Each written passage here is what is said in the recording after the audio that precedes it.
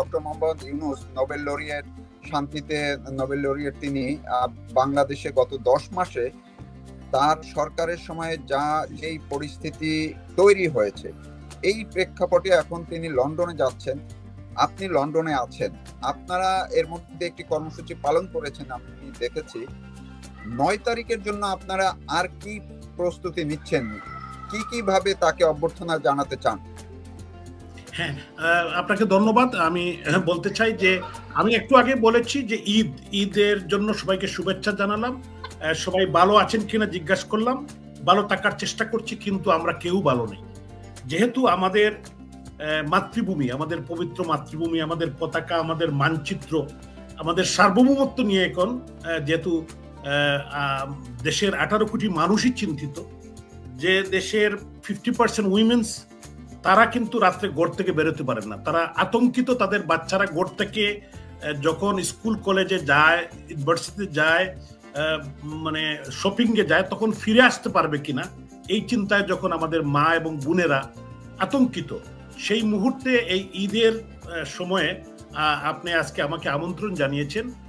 আমিও আপনার মতো, আমাদের মতো, আমি যেহেতু বাঙালি, আমি বাংলাদেশের একজন সন্তান, এই মাটিতে আমার জন্মগ্রহণ হয়েছে, সিলেটের একটি ক্ষুদ্র ভিলেজে, এবং আমিও আপনাদের সবার মতো আসলে আতঙ্কিত দেশে বিদেশে, যে আমাদের সংবিধান থাকবে কিনা, আমাদের দেশ থাকবে কিনা, দেশের সার্বভৌমত্ব থাকবে কিনা, এটা নিয়ে আমরা চিন্তিত।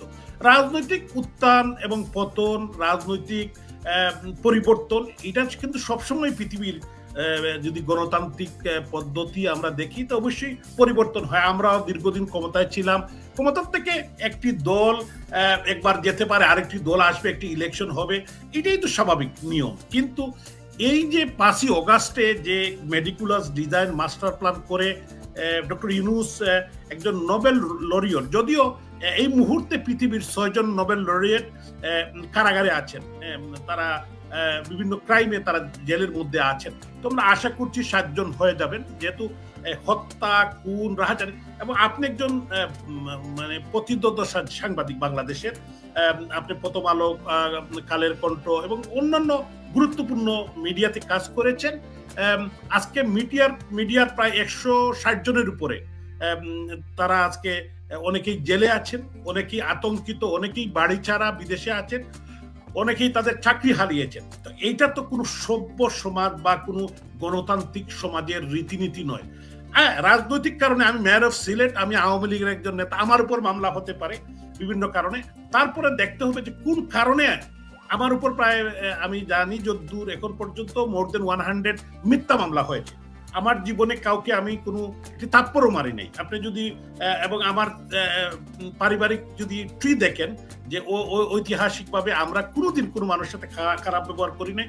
রাজনীতি করি, রাজনৈতিক কর্মী ছোটবেলার থেকেই। রাজনীতির কারণে হয়তো বিভিন্ন সময় আমাদের বিভিন্ন জিনিস ফেস করতে হয়েছে। এইটার কারণে হয়তো আমি যদি মামলাও একটা আমার উপর হয়, তাহলে এটা নিয়ে আমার কোনো দুঃখ নেই। কিন্তু ডাহা, মিথ্যা, বানোয়াট ভাবে যে মামলাগুলো হয়েছে, এটা অত্যন্ত দুঃখজনক। এবং আজকে কিন্তু সারা বাংলাদেশে কোনো ল অ্যান্ড অর্ডার সিচুয়েশন নাই। আইন শৃঙ্খলা বাহিনীর প্রায় 3200 পুলিশকে হত্যা করা হয়েছে। তারপরে আপনার সিভিল প্রশাসনকে ধ্বংস করে দেওয়া হচ্ছে, এবং সেনাবাহিনীর দিকেও বিভিন্ন সময় চোখরাঙ্গানি দিচ্ছে। তারা একটি প্রতিষ্ঠানই, আমাদের একটি দেশপ্রেমিক সেনাবাহিনী, এখানে আমাদেরও বিভিন্ন খুব সুখ দুঃখ আছে। তারপরেও আমি বলতে চাই, সেনাবাহিনী, দেশপ্রেমিক সেনাবাহিনী, এই সেনাবাহিনী তো আমাদের একটি কনস্টিটিউশনাল, একটি দেশ রক্ষার জন্য কাজ করে যাচ্ছে। এই সেনাবাহিনী সম্পর্কে যে ধরনের ন্যাক্কারজনক, নিন্দনীয় কথা ওরা বলছে, বাচ্চা পোলাপাইন, তাদের কোনো রাজনৈতিক অভিজ্ঞতা নেই, তারা কোথার থেকে এসে কেউ জানেও না, অতীতে তাদেরকে কেউ দেখেও নাই। আচ্ছা, ঠিক আছে। আমি বলতে চাই, আজকে কিন্তু সমগ্র বাংলাদেশ কিন্তু একটি অন্ধকারে নিমজ্জিত হয়েছে। আমাদের ইকোনমিক গ্রোথ 3% নিচে নেমে এসেছে। গার্মেন্টস ইন্ডাস্ট্রি প্রায় 300 বন্ধ হয়ে গিয়েছে। আপনার ব্যবসা প্রতিষ্ঠানে হামলা, কেএফসিতে হামলা, তারপরে বিভিন্ন স্বপ্ন, তারপরে আরো অনেকগুলা, সিলেটে কয়েকটি বড় বড় স্টোরে তারা হামলা করেছে। এইটার মানে কি? এরা কাদের জন্য কাজ করছে, কাদের পারপাস সার্ভ করছে? বাংলাদেশে যদি 2 লক্ষ 3 লক্ষ গার্মেন্টস শ্রমিক আপনার বেকার হয়ে যায়, এটা কার জন্য ভালো, কোথায় এই ব্যবসা যাবে, এটা তো আমাদেরকে চিন্তা করতে হবে। এজন্য who is appointing them in Bangladesh, আমাদের যে মাতৃভূমি বাংলাদেশ। রাজনৈতিকভাবে আমি বলছি যে গণতান্ত্রিক পদ্ধতিতে গণতান্ত্রিক পরিবর্তন আসতেই পারে, তার বক্তব্য থাকতে পারে গণতান্ত্রিক, কিন্তু এরকম পদ্ধতি মব জাস্টিস কোর্টের মধ্যে গিয়ে একজন সাবেক একজন বিচারপতিকে মানে উনি উনি শামসুদ্দিন চৌধুরী মানিক, উনাকে কোর্টের মধ্যে কিভাবে উনার উপর নির্যাতন করা হয়েছে, এটা অত্যন্ত ন্যাক্কারজনক। আসাদুজ্জামান নূরের মতো একজন অত্যন্ত গুরুত্বপূর্ণ অমায়িক ভদ্রলোক বয়স্ক কিভাবে নির্যাতন করেছে। ডক্টর দীপু মনি, উনি একজন স্বরাষ্ট্রমন্ত্রী ছিলেন, উনি আপনার সমাজ কল্যাণ মন্ত্রী ছিলেন, উনাকে কিভাবে উনি ডাক্তার প্রফেশনালি, উনাকে কিভাবে নির্যাতন করা হয়, সাবির হোসেন চৌধুরীর মতো মানুষকে কিভাবে নির্যাতন করা হয়েছে। তো এরকম আরো অসংখ্য নেতৃবৃন্দ, ফারুক খানকে কিভাবে নির্যাতন করা হচ্ছে, শাহজাহান খান সাহেবের মতো মানুষ, আবুল হোসেন আবুর মতো মানুষ, হাসানুল হক ইনু, আপনার রাশেদ খান মেনন, তৌফিক এলাই চৌধুরী, একজন সিএসপি, উনি আমাদের সিলেটের কৃতি সন্তান, এরকম নেইম ইট। আমি যদি নাম বলি, জুনায়েদ আহমদ পলক, একজন ইয়াং প্রমিজিং পলিটিশিয়ান। তো আজকে আমরা যদি এটা দেখি, দেশটাকে আসলে কোন জায়গায় নিয়ে গেছে এবং কাদের স্বার্থ তারা রক্ষা করছে, এবং এই যে করিডোর দিয়ে এখানে একটি যুদ্ধ খেলা করছে এবং এখানে যুদ্ধ বাদ দিয়ে দিচ্ছে, এই যুদ্ধে কাদের লাভ হবে?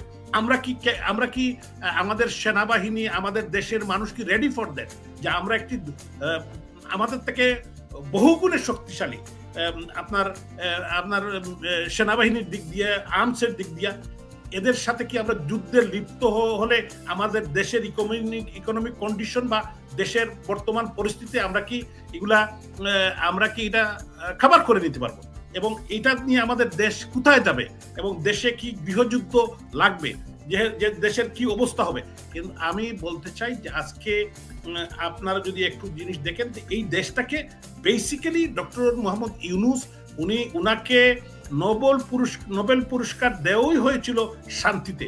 উনি ইকোনমিস্ট, উনি শান্তিতে নোবেল পুরস্কার পেয়েছেন। আসলে আজকে দেশবাসী এবং বিবেকবান মানুষ যারা একটু চিন্তা করেন এগুলো নিয়ে, সবাই আমাকে অনেকেই বলেন যে উনাকে তো অশান্তিতে একটা নোবেল দেওয়া উচিত। কেন? উনি একটি শান্ত দেশকে অশান্ত করে দিয়েছেন।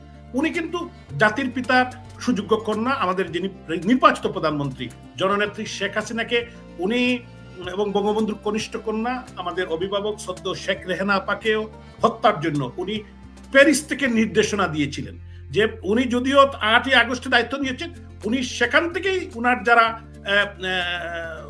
নিয়োগকর্তা ব্যক্তি, যারা এই যে জঙ্গি হামলা করেছে, এখন কিন্তু প্রমাণিত হচ্ছে কিভাবে তারা গুলি করছে, কোথার থেকে গুলি করছে। সেনাবাহিনীর কিছু সংখ্যক দুষ্কৃতিকারী সাবেক কর্মকর্তা কিভাবে ট্রেনিং করে, তারা নিজেই বলছে, কিন্তু কিভাবে তারা মেট্রো রেলে আগুন দিচ্ছে, কিভাবে থানা জ্বালিয়েছে, পুলিশকে মেরেছে, তারাই তো বলছে।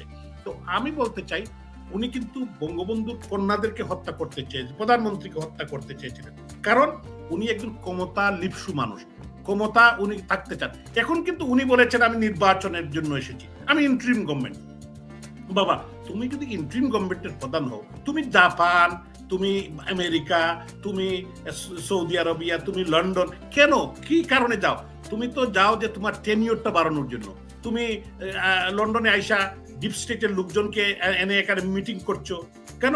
যে তুমি নির্বাচন না দিয়ে তোমার ক্ষমতা যাতে তুমি 5 বছর থাকতে পারো। এখন ফেসবুকে লেখাইতেছো যে ইউনুস সেন্টারে বসে যে 200 লোক নিয়োগ দিয়ে যে 5 বছরের জন্য এই সরকারকে আমরা চাই। কারণটা হলো উনি একটি ব্যাংকের এমডি পদ যেখানে ছাড়তে চায় না বয়স হবার পরেও, উনি কিভাবে একটি রাষ্ট্রের চিফ এক্সিকিউটিভের পদ উনি ছাড়বে? এটা কি দেশবাসী এত বোকা? আমার মনে হয় আমি অত পাগ্য রাজনীতিবিদ না, আমি ছোটখাটো মানুষ। আমি সিলেটের মেয়র হয়েছিলাম, যার মাননীয় প্রধানমন্ত্রী রাষ্ট্রনায়ক শেখ হাসিনা সিলেটের মানুষের কাছে আমার পাঠিয়েছিলেন, মানুষ আমাকে ভোট দিয়ে নির্বাচিত করেছিলেন। তো আমার এই ক্ষুদ্র মানুষের যে একটি অ্যানালাইসিস, উনি জীবনেও কোনোদিন উনার জীবদ্দশায় ভোট দিবেন না, ভোট করে উনাকে যদি দেশের মানুষ জোর করে না নামায়। এটা আমি ক্লিয়ার। আমি জানি না তৌফিক মারুফ ভাই আপনি কি বলবেন, কিন্তু যারা ওনার সম্পর্কে অভিজ্ঞতা আছে, আমি অনেকজনকে চিনি লন্ডনে থাকার সুবাদে। তো উনারা বলছেন যে উনি এমন একজন লুবি মানুষ, উনার ইতিহাস যদি দেখেন, উনি যে গ্রামীণ ব্যাংক করেছেন, প্রথম উনি কাকে লোন দিয়েছেন? উনার ফাদারকে, উনার ফাদার এবং উনার ভাইয়ের একটি প্রতিষ্ঠানে প্যাকেজিং কোম্পানিতে উনি টাকা দিয়েছেন।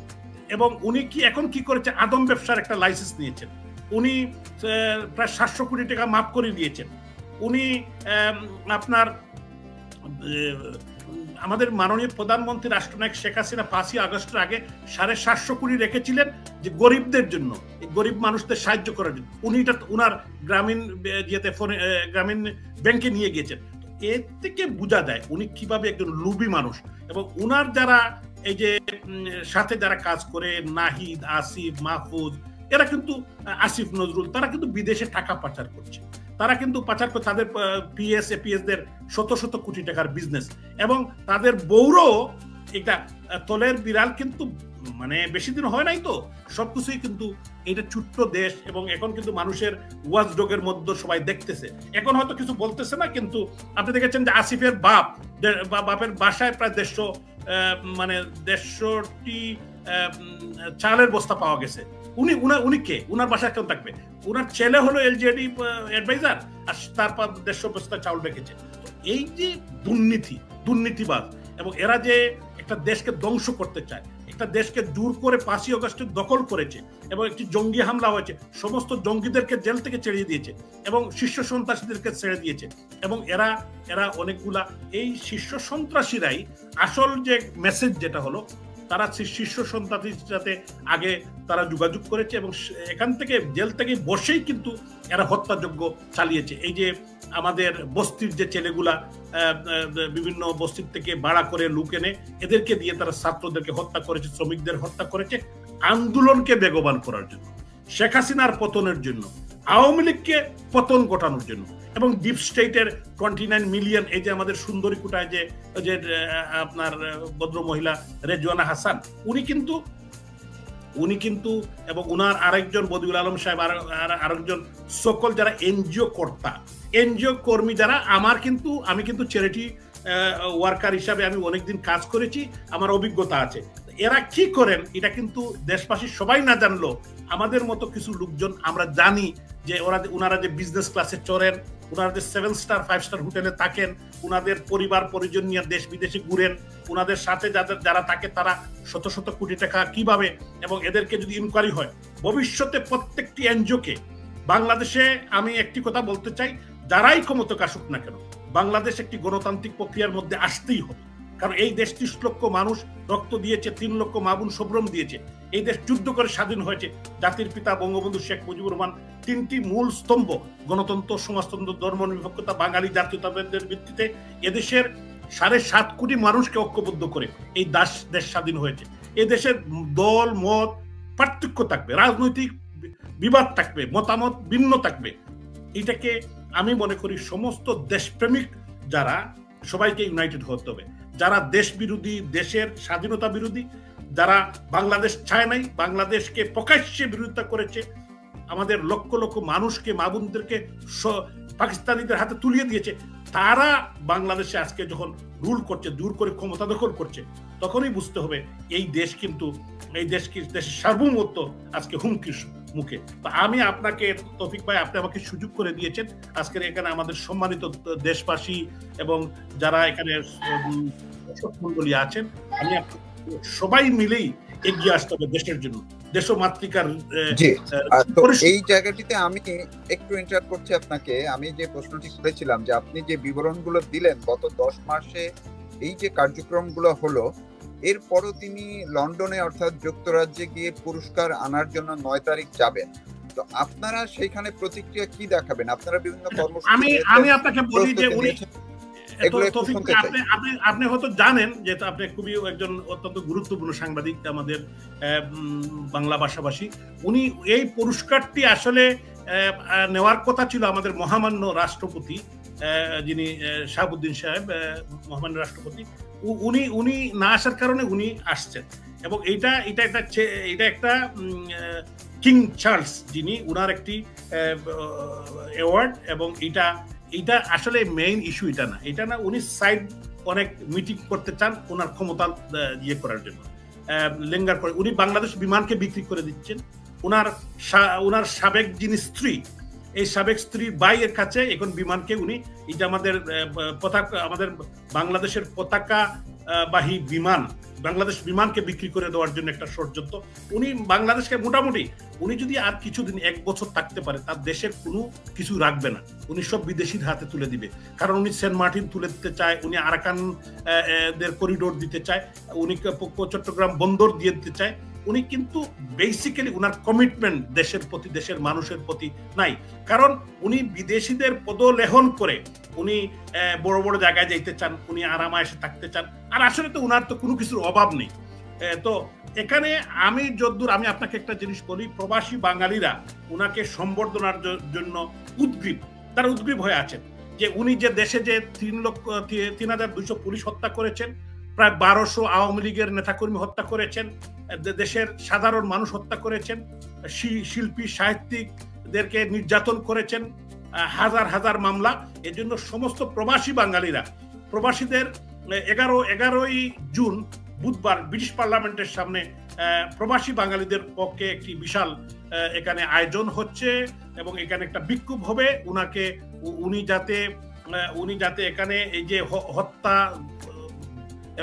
হত্যা করছেন, নির্যাতন করছেন, মামলা দিচ্ছেন, এটার থেকে মানুষ পরিত্রাণ পাওয়ার জন্য, এক কথায় বলতে গেলে যে উনার পদত্যাগ দাবি করছে এবং উনাকে যাতে যত তাড়াতাড়ি সম্ভব দেশ রক্ষার জন্য, দেশকে বাঁচানোর জন্য উনার পদত্যাগ দাবি করছে এবং মানুষ চায় যে উনি যত তাড়াতাড়ি যাবেন।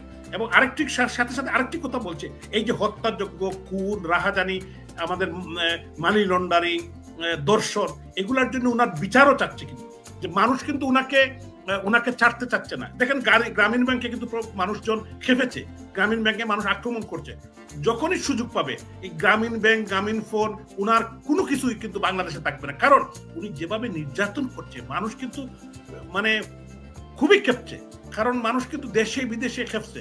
কারণ এই যে মানুষের যে খুব দুঃখ, তার ভাইকে হারাচ্ছে, মাকে হারাচ্ছে, বোনকে হারাচ্ছে, তার বাপ জেলের মধ্যে নির্যাতিত হচ্ছে, অনেক ছেলে পেলে বলতেছে তারা দেশে চলে যাবে। তো আমি যেটা বললাম যে প্রত্যেক জায়গায়, এবং 10 তারিখ উনি সকালে আসবে।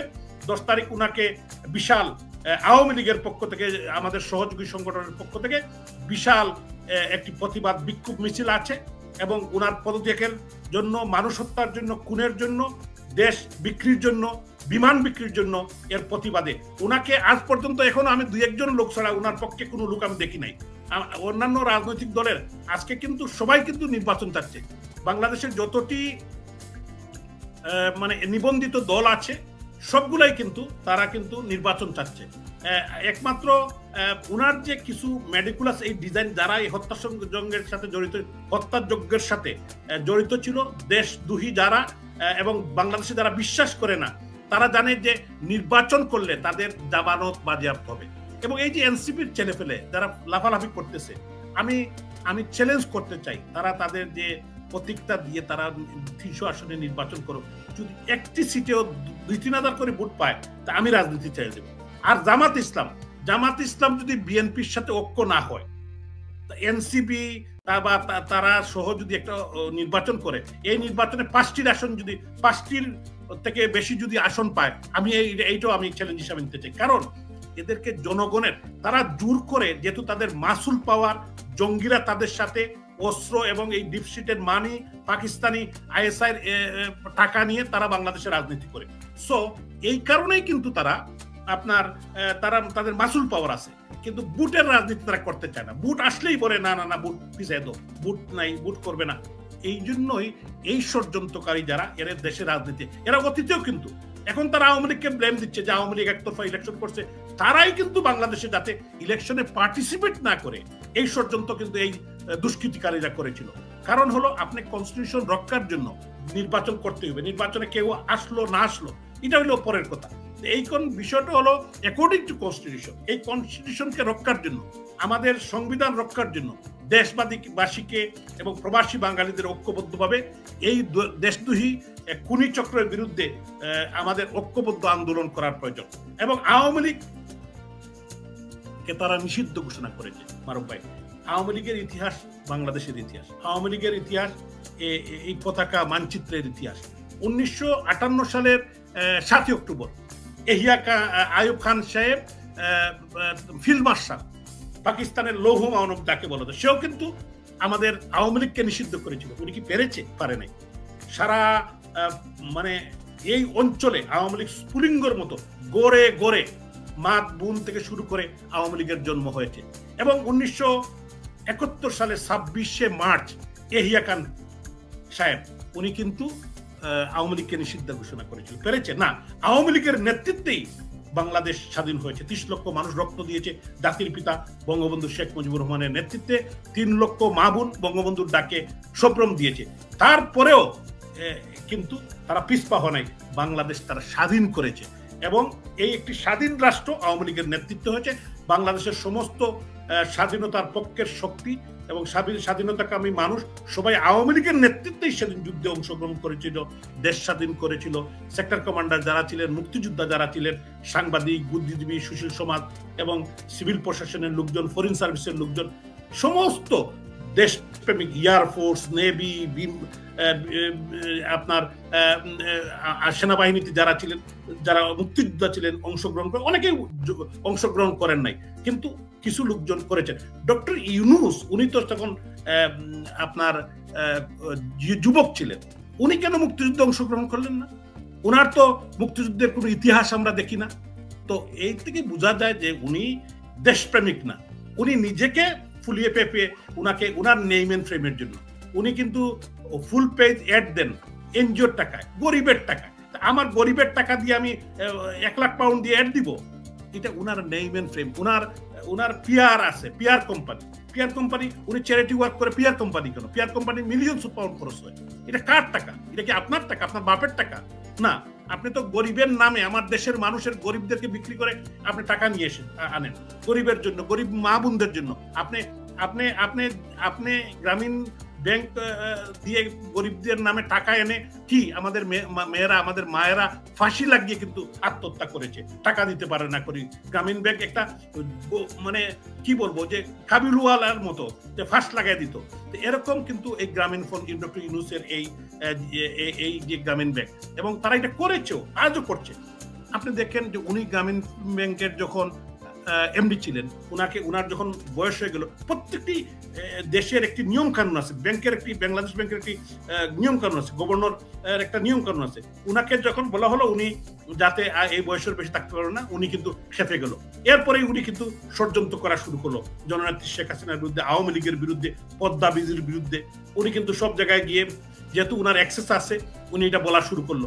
এবং বঙ্গবন্ধুর কন্যা শেখ হাসিনা উনি বলেছেন, উনি কিন্তু চিনতে পারেন। অনেকেই কিন্তু আপনাদের মতো বড় সাংবাদিক বা মানে সুশীল সমাজের অনেক লোকজন নেত্রীর, বিশেষ করে প্রধানমন্ত্রীর সমালোচনা করেছিলেন আপনারা, যে উনি কেন ডক্টর ইউনূসকে এরকম করেন। তো নেত্রী একটি কথা সবসময় বলতেন যে ডক্টর ইউনূসকে আমি যতক্ষণ চিনি, এবং এই গ্রামীণ ব্যাংকে প্রায় 200 কোটি টাকা প্রথম দিয়ে মাননীয় প্রধানমন্ত্রী 96-এ যখন ক্ষমতায় আসলেন, তখন প্রায় 200 কোটি টাকা গ্রামীণ ব্যাংকে দিয়েছিলেন উনি, গ্রামীণ ব্যাংক যাতে গ্রো হয়, গ্রামীণ ব্যাংক যাতে উনার যে ফর্মুলাটা যাতে উনি বলেছিলেন যে উনি যাতে সমাজের দুস্থ আমাদের গ্রামের মহিলাদের জন্য কাজ করেন। প্রধানমন্ত্রীকে উনি বুঝিয়েছিলেন, প্রধানমন্ত্রী এটা চেয়েছিলেন এবং উনাকে সহযোগিতা করেছিলেন। কেন?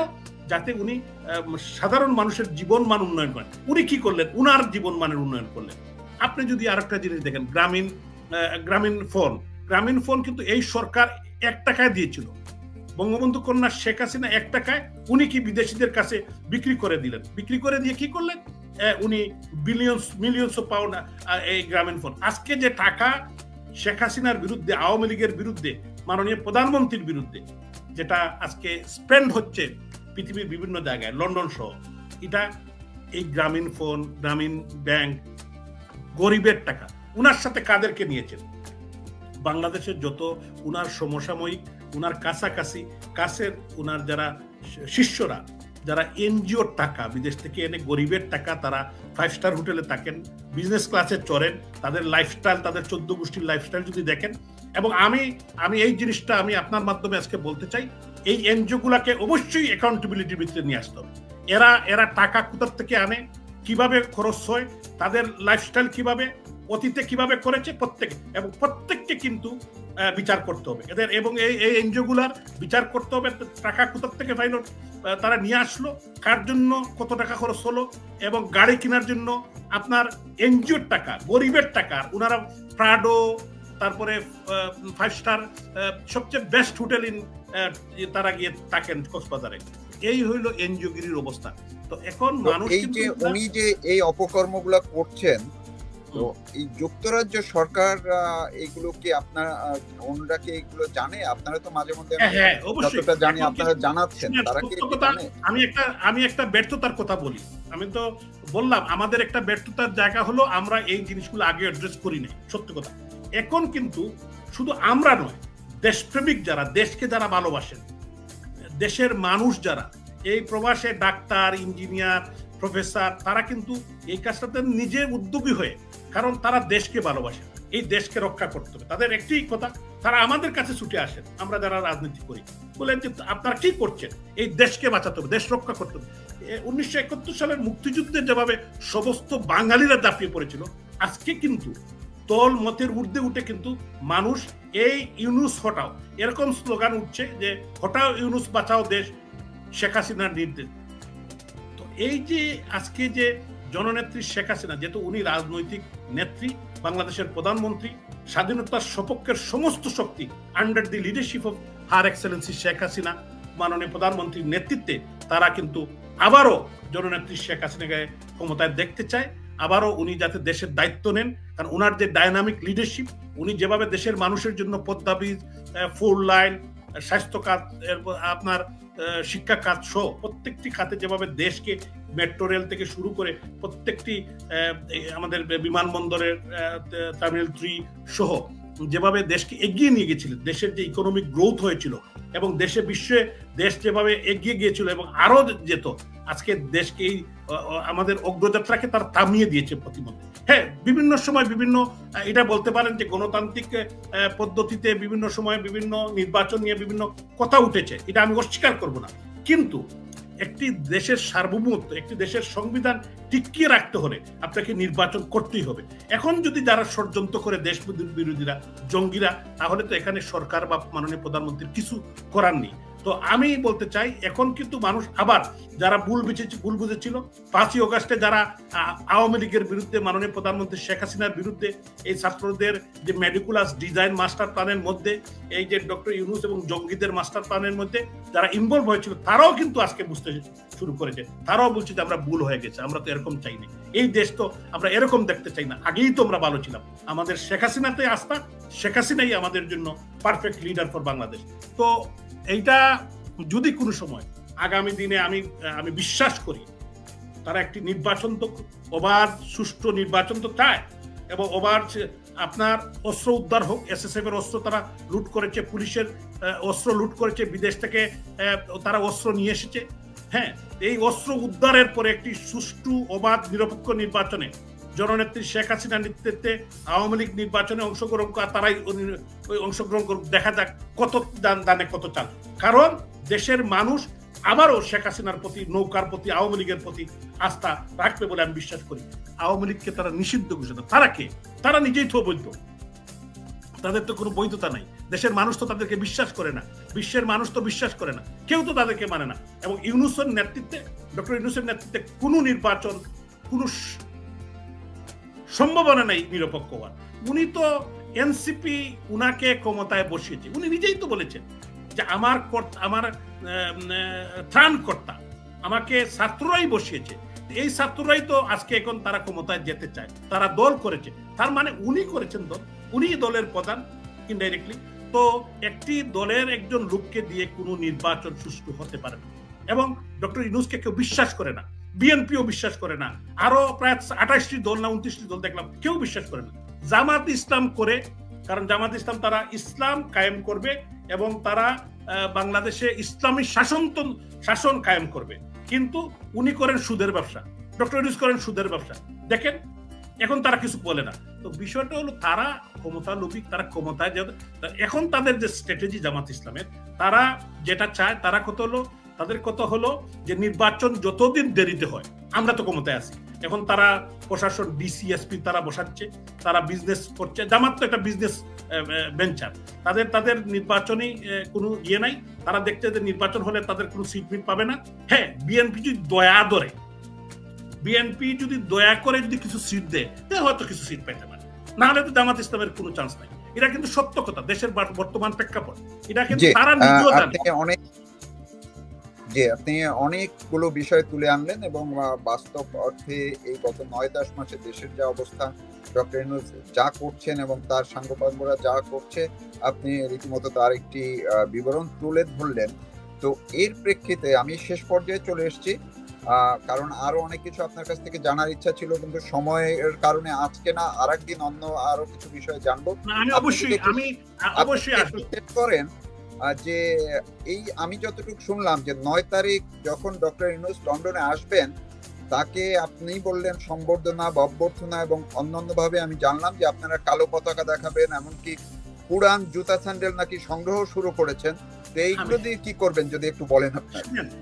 আমি এই কথাটা আপনি যেভাবে শুনছেন আমিও শুনছি, মানুষজন সবকিছু নিয়ে রেডি হচ্ছে, কিন্তু আমি যেহেতু একটু ভদ্রলোক মানুষ, আমি তো এটা বলতে পারি না যে জুতা স্যান্ডেল নিয়ে 10,000 ডিম নিয়ে ডিমগুলাকে চাপ দেওয়া হচ্ছে বিভিন্ন জায়গায়। আমি শুনছি এই কমিউনিটির কিন্তু এই অবস্থা, কিন্তু আপনি যেভাবে শুনছেন আমিও শুনছি যে বিভিন্ন গ্যারেজের মধ্যে, গাড়ির গ্যারেজের মধ্যে ডিম তাও দেওয়া হচ্ছে, যেগুলা হলো এগুলা যাতে এই ডিমগুলা নষ্ট হলে যাতে কাজে লাগাতে তাদের ভালো হবে। তো আমরা এগুলা শুনেন, এই প্র্যাকটিসে কিন্তু আমরা রাজনৈতিক দল হিসাবে আমি এগুলা বিশ্বাস করি না, বা আমরা এটা চাইও না। কিন্তু আজকে মানুষের যে ক্ষোভ জন্মিছে, আজকে ডাকাতি হচ্ছে দিনের দুপুরে, আজকে মেয়েদের সোনা নিয়ে যাচ্ছে।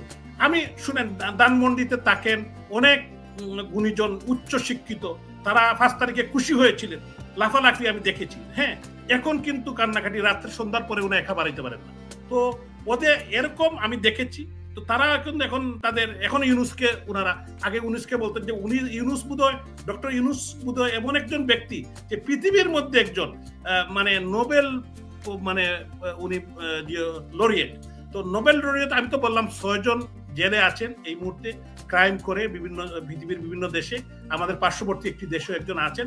তো এখন 7 জন হয়ে যাবেন, কারণ উনি যে ক্রাইম করেছেন এগেইনস্ট হিউম্যানিটি, এগেইনস্ট আপনার মানি লন্ডারিং এবং বাংলাদেশের মানুষ হত্যা, পুলিশ হত্যা।